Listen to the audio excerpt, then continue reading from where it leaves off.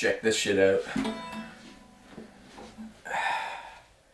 Who is your favorite fearless hero? Who is your favorite fearless hero? What am I doing? Oh shit. That's right, baby. We're talking about Puss in Boots today, and I'm very excited because this movie, it's kind of a masterpiece, I'm not gonna lie. It's kind of one of the greatest movies I've ever seen in my entire life. I went into that theater not really thinking much. I saw the trailer, it was looking good, it looked pretty funny, but I wasn't expecting an art piece, a Mona Lisa, if you will. But after coming out of that theater, I'm a changed man. I feel like I've seen everything. I know the knowledge of the universe now. I've truly been enlightened after watching Puss in Boots, and I recommend all of you, because I think it's still in theaters right now, go watch it. Yeah, I might be a little late talking about this, but I don't really care. I still want to talk about it. Everyone's already said everything there is to say about it, but you haven't heard this take yet, and it's a pretty cold one. I love the movie. So, where to start off? I don't have a script for this video because I'm kind of just reviewing it, so I'm gonna go in.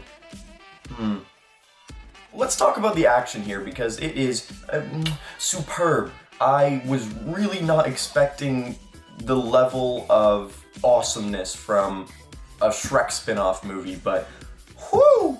They completely reworked the animation style, giving it that Spider-Verse effect with the like cutting frames and everything, mixing of 2D animation and 3D animation, and oh, it looks so good. This movie is one of my favorite looking movies of all time.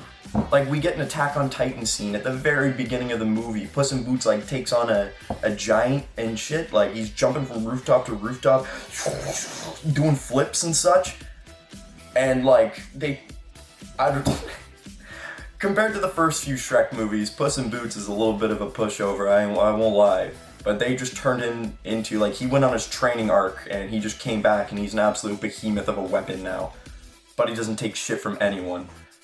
But yeah, every single fight scene there was, I was on the edge of my seat, always super enthralled and just eyes glued to the screen. There was rarely ever a moment where there was action and I wasn't paying attention. It was all super well choreographed, the animation's beautiful, it was fast paced, and most importantly, the characters were great in the fights, because that's what makes you care about them.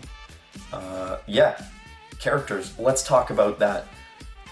Puss in Boots himself is fucking hilarious, he's great, he's just this overconfident asshole, and he's pretty fucking funny. Have you guys noticed that they completely changed the way he looks in this movie? Like, it's not just like the overhaul, like they reworked his facial structure and everything, and boy is it for the best, because if you go back and look at the old Puss in Boots design, he's ugly, like he's really ugly, he does not look good. I never even noticed until now, but they made him look so much better. It's really good now. And they brought back some returning characters from the last movie. Kitty Softpaws. She was good. I don't know what else to say about that. The characters that stood out were, of course, Puss in Boots himself and the villains. Ho ho ho. There's a certain villain that came from this movie that everybody's talking about because he is an absolute menace to society. Now, you probably know who I'm talking about. One of the scariest villains to ever come from any animated kids movie ever. Jack motherfucking Horner. This guy's an absolute beast. He is a savage, and I am upset that not as many people are talking about him as they should be. Jack Horner is probably one of the most evil antagonists in any film ever created. He does not care for the well-being of his workers, anyone around him, his enemies. Guy just kills people for fun. He is terrifying. There's no other villain in history that could ever stack up to his masculine prowess and combat abilities. He is just one step above all, and no one else can match him. But in all seriousness, he is so funny. Yeah, he was one of the funniest villains in a movie. He actually made me crack up like quite a few times, and I don't actually laugh in theaters. I just wasn't expecting this movie to have an adult sense of humor, which it does. They're swearing on multiple occasions. They censor it though in the movie. But yeah, Jack Horner when Jiminy Cricket shows up on his shoulder, the little locust, that duo, that combination there, so funny. Funniest part of the movie. Let's talk about the actual villain that everybody is talking about and nobody can shut the fuck up about. Death. Yes, he was amazing. I've actually got nothing wrong with him. He's actually, yeah, he is one of the coolest villains I've seen from a kid's movie. And I'm so glad that they took this down a more serious route in this movie. Like, it wasn't just jokes. They had a villain or an antagonist that was absolutely terrifying to Puss in Boots, and it played well with his character. But yeah, that's a whole new talking point. The whole character arc of Puss in Boots was great, teaching him to get over his hubris and respecting the lives he was given. It's a good message for kids, but it's presented almost in an adult way. So this movie is truly for everyone to watch. Like, there is no age limit on this movie. It's just a great movie. Ooh, and you know, one way I started to realize when I was first watching this movie that it was going to be like a good movie is when they showed blood.